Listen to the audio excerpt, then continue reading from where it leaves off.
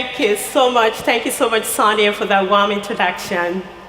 President Cristobalo, Rector Magnificus, Professor Angles, faculty of Erasmus University, staff, distinguished guests, my fellow students, ladies and gentlemen, good afternoon.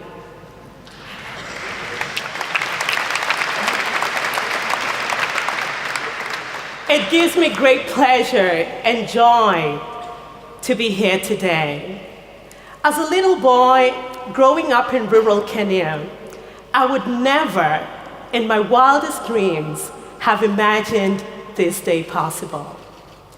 You see, I was the first person in my entire family, which is pretty large, to ever go into university, let alone a top university abroad.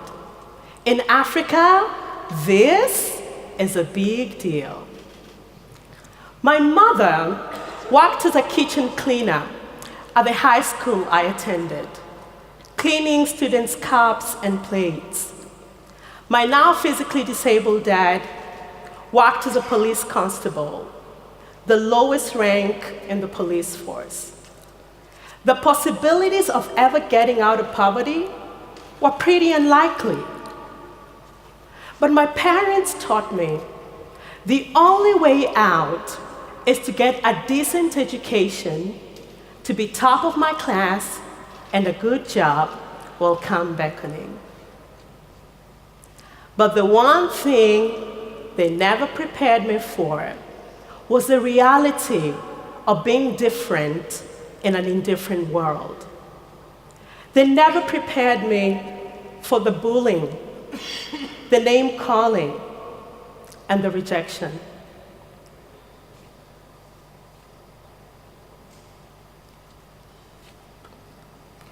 I remember a few years ago, while interviewing for a graduate trainee position at a large manufacturing company, one of the managers said to me, "With your high voice, I don't think you'll be able to work here." I was shocked at his prejudice. Granted, I never got the job. I was 24. I was young, ambitious, and silenced. And years later, when I finally got a job at an advertising agency, I was fired after 6 weeks. I know, you're feeling sorry right now.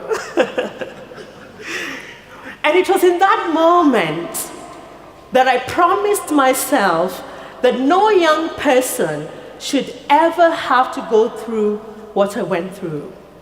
Nobody should ever be denied employment or an opportunity at life just because of their real or perceived sexual orientation.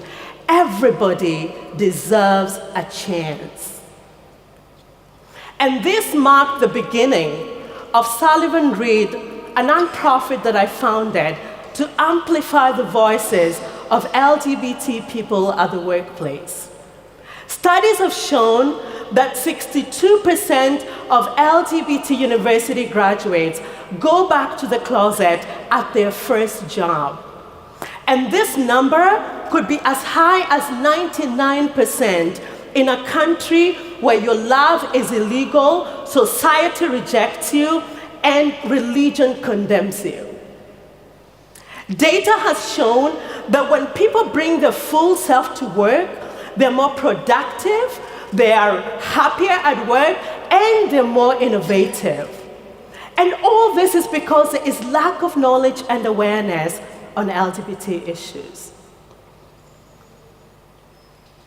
Companies, large and small, in Kenya struggle to embrace these benefits of diversity and inclusion.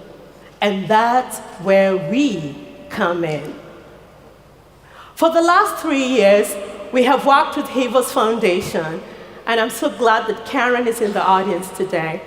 We've worked with Workplace Pride and the Dutch Embassy in Nairobi to host the first ever LGBT Workplace Diversity and Inclusion Conference in Africa. We've conducted research, we have trained over 200 staff, we have lobbied for better workplace policies, and we've even worked with the United Nations Office of Human Rights.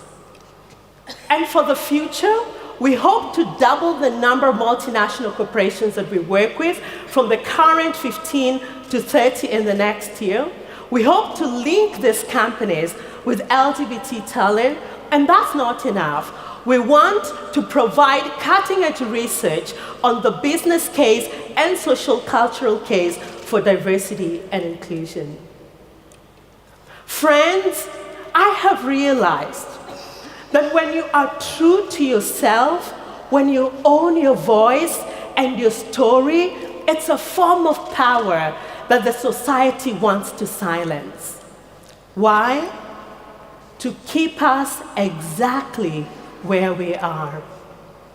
And to all of you who have felt silenced in one way or the other, I am here to tell you today, it is time for you to be heard, to be seen, and to be visible, because your voice matters, no matter its pitch. Thank you.